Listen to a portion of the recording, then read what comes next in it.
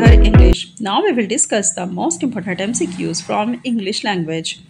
These are the most important MCQs for competitive exam such as EMRS, Altigrade, TGT, PGT and UGC NET. Understood? Preposition based MCQs with answer and reason. आप देख रहे हैं कि इस video में आप जो मतलब नोटिस करेंगे तो पार्ट 2 है ये, क्योंकि प्रीपोजिशन का पार्ट फर्स्ट मैं आपको करा चुकी हूँ यहाँ पर।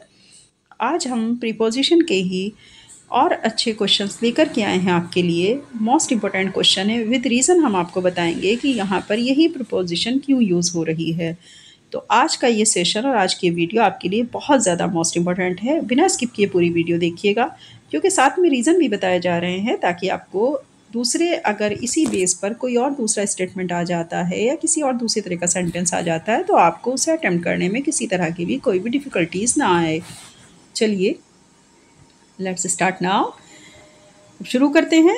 और हाँ, वीडियो को शुरू करने से पहले एक चीज़ और मैं बता दूं, जब तक आप पूरी वीडियो नहीं देखेंगे तो आपको कुछ भी समझ में आने वाला नहीं है, तो लिहाजा पूरी वीडियो देखिएगा। बहुत अच्छे हमने यहाँ पर आपके लिए सेंटेंस लेकर के आए हैं और प्रीपोजिशन का यूज़ भी किया गया है उसमें।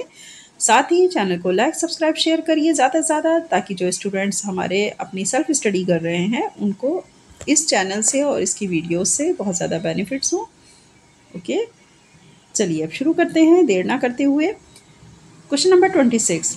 इसके पहले वाली वीडियोस को अगर आप जाके देखना चाहें तो प्लेलिस्ट में देख सकते हैं। आप प्लेलिस्ट में जाकर के इसकी वीडियो जब देखेंगे तो मैंने जिस पार्ट फर्स्ट को वहाँ पर जो आपके साथ एक्सप्लेन किया गया है उसमें 1 से 25 क्वेश्चंस एक्सप्लेन हुए हैं, और ये आपका पार्ट सेकंड है, तो इसलिए हमने क्वेश्चन नेम 26 से लेकर के हमने कोशिश की कि 26 से लेकर के हम यहाँ 50 तक के क्वेश्चन आपके साथ अटैम्प्ट करेंगे।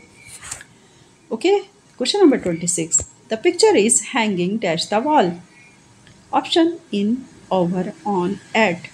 Answer is the C. Option is the right, on. The picture is hanging on the wall. Reason is the on is used when something touches or is fixed to a surface.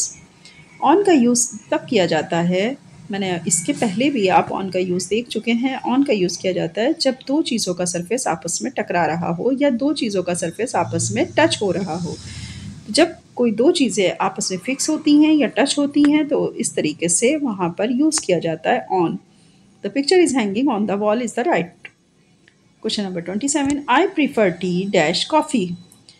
Option over, two, then, four. अब क्योंकि हम बात क्या कर रहे हैं, हम prefer कर रहे हैं टी को, ठीक है। Answer B is the right, to. Reason, prefer A to B is the correct expression. इसमें हम ए और इसने कहा ना कि A to B is the correct expression, मतलब देखने में तो हमें ऐसा लगेगा कि जैसे ये सही है। I prefer tea than coffee, I prefer tea to coffee, दोनों ही अगर हम हालात में देखें, दोनों ही कंडीशंस में देखें तो ये दोनों ही स्टेटमेंट सही होंगे। अगर आप आई प्रेफर टू कॉफ़ी लिखते हैं तो भी सही है आपका आंसर, और अगर आप I prefer to over coffee यानी कॉफ़ी से ज़्यादा या कॉफ़ी के ऊपर मैं टी को प्रीफर करूँगा तो भी आपका आंसर सही होगा। इसीलिए इसमें कहा गया prefer A to B is the correct expression. Question number 28। The sun rises dash the east. Option is the on, in, at, from. Answer B is the right answer, in. Reason, in the east, west, north, south is standard usage. Standard usage में जिसमें कि हमें direction बतानी होती है तो इनका use किया जाता है। The sun rises in the east is the right option. Question number 29। Don't laugh dash poor people. गरीब लोगों पर मत हंसो। ऑप्शन आ जाएगा to, at, on, over. Answer B is the right answer, at. Don't laugh at poor people. Reason is the laugh at means to make fun of someone.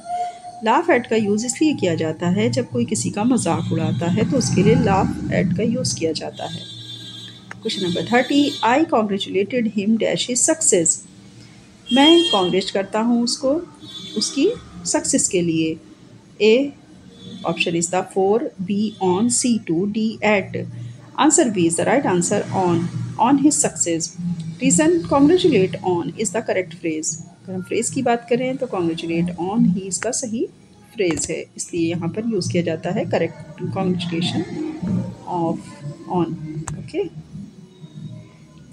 Question number 31। He has been absent dash Monday. Option 4 since, from, on. Answer B is the right answer, since Monday.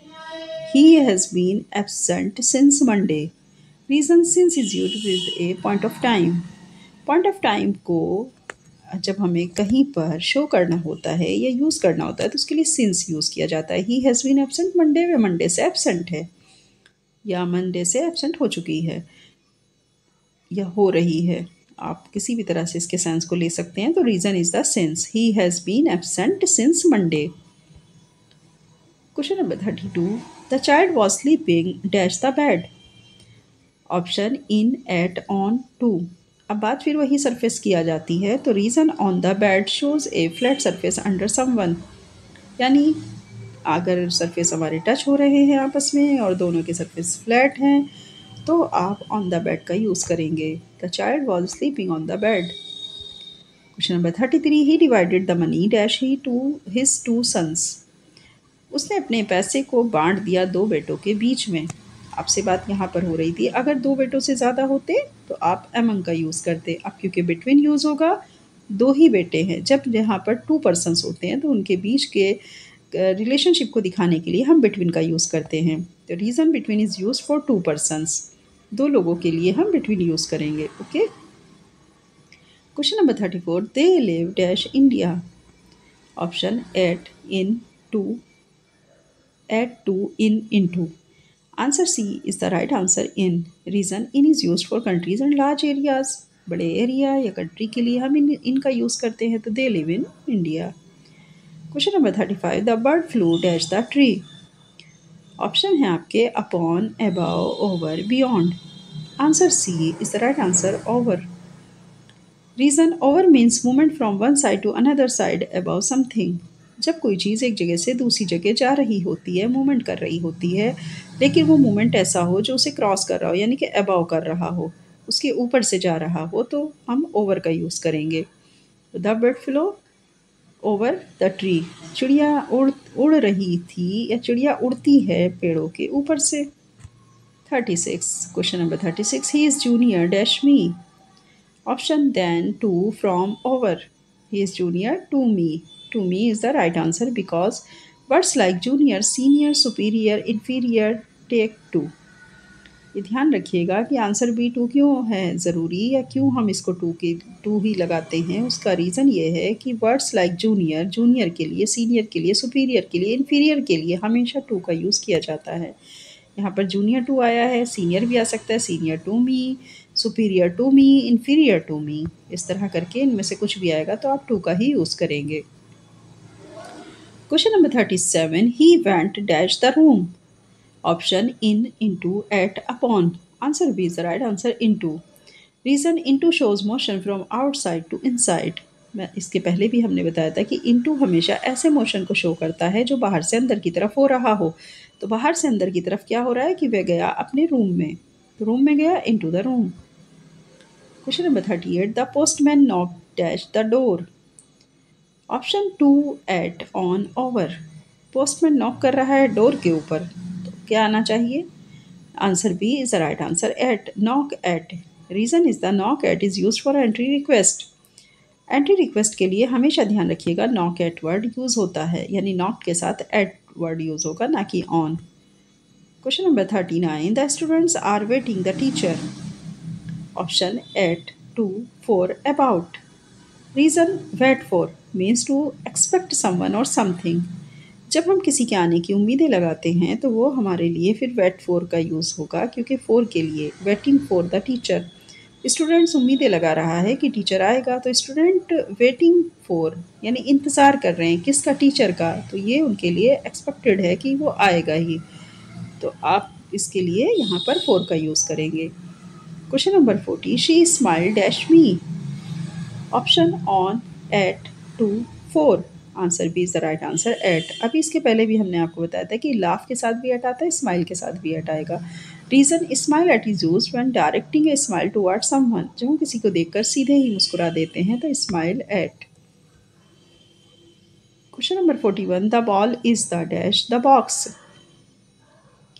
Ball है box के ऊपर या अंदर, तो जाहिर सी बात है ball हमेशा बॉक्स के अंदर होगी, ना के ऊपर। Answer A is the right answer in. Reason in shows the inside position. In हमेशा अंदर की पोजिशन को दिखाता है। तो the ball is in the box. Question number 42, he travels dash foot. Option by with on at. Answer C is the right answer on foot. Reason on foot is the correct phrase for walking. चलने के लिए हमेशा ध्यान रखिएगा correct phrase use होती है on foot, पैरों के ऊपर चलकर यात्रा करना। ही travels on foot. Question number 43, the car ran dash the tree. Option is the into, to, on, with. Answer A, into. Reason run into means to cooling with something, means to collide with something. आपसे कहा जा रहा है कि the car ran dash the tree into the tree. अब क्यों ऐसा बोला गया है? क्योंकि run into means to collide with something, किसी चीज़ से टकरा करके उसके अंदर घुस जाने को ही कार दौड़ी कोलाइड द ट्री। अगर हम देखें तो answer is the right answer into movement के साथ में है, बाहर से अंदर की तरफ जाना, यानी run into means to collide with something. Question number 44, the teacher was angry dash the students. Option on with at 4. Answer B is the right answer with.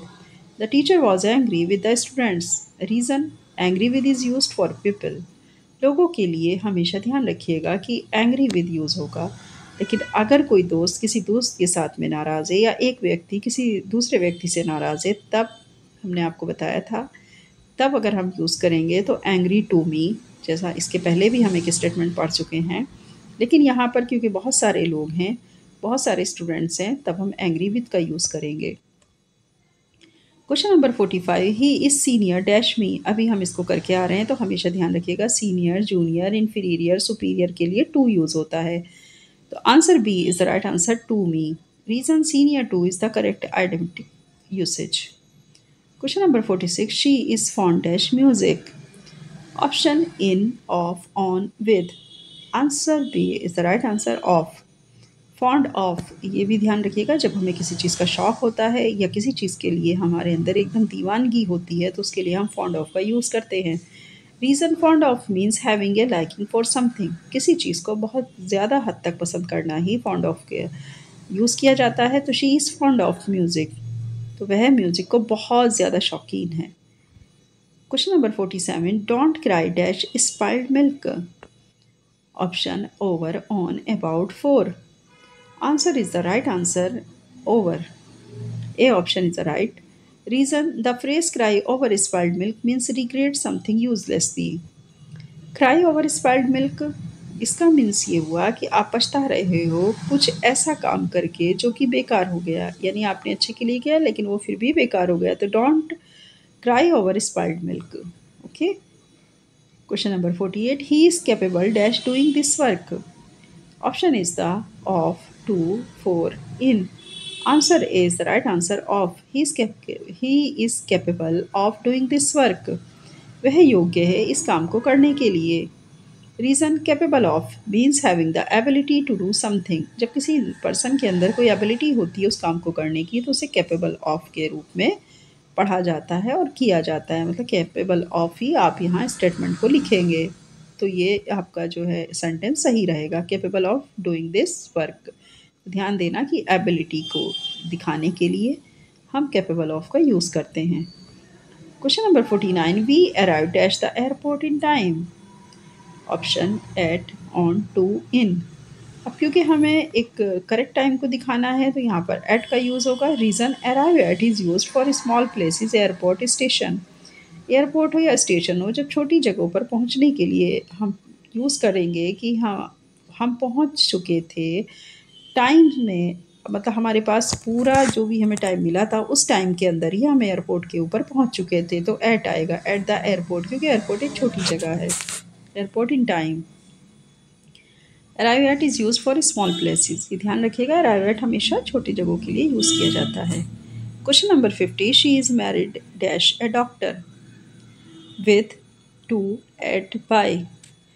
अगर एक झटके में देखेंगे तो आपको लगेगा अचानक से कि चलो विद लिख देते हैं, she is married with a doctor, but it is wrong because answer is the right to. B option is the right to. Reason married to shows the person one is married with. Married to show करता है जब एक व्यक्ति की शादी किसी दूसरे एक ही व्यक्ति के साथ हुई हो, तब हम क्या यूज़ करेंगे? टू का यूज़ करेंगे। तो ज़ाहिर-सी बात है कि उसने एक ही डॉक्टर के साथ शादी की है ना, बहुत सारों के साथ तो की नहीं है। तो मैरिड टू यूज़ होगा, ना कि विद। ये ध्यान दीजिएगा। इस तरह के सेंटेंस ही वहाँ पर गलत होने के चांसेस बहुत ज़्यादा रहते हैं एग्ज़ाम में। तो मैं अपने सभी स्टूडेंट्स को यही कहूँगी, बहुत ध्यान से आप इनको देखिए, पढ़िए, रीज़न को समझिए, ताकि अगर इस रीज़न के ऊपर बेस्ड कोई भी आपको वहाँ पर स्टेटमेंट देखने को मिले या सेंटेंस देखने को मिले, तो आप उसको एकदम राइट वे में जा कर के अटेम्प्ट करें। और बहुत ही अच्छी तरीके से ध्यान से पढ़ के आप अटेम्प्ट करिएगा। प्रीपोजिशन सबसे ज़्यादा मोस्ट डिफ़िकल्टीज़ टॉपिक, अगर हम देखें डिफ़िकल्ट टॉपिक है, क्योंकि बच्चे इसमें सबसे ज़्यादा कन्फ्यूज़ होते हैं। ठीक है? चलिए, नेक्स्ट वीडियो में फिर मिलेंगे और अच्छे नए इसी तरह से क्वेश्चंस लेकर के आएंगे आपके लिए विद रीज़न। और आप हमारे चैनल को ज़्यादा से ज़्यादा लाइक सब्सक्राइब शेयर करते रहिए, और हम आपके लिए अच्छी अच्छी वीडियो लेकर के आते रहेंगे। ओके, नेक्स्ट वीडियो में फिर मिलेंगे। तब तक के लिए ऑल द बेस्ट।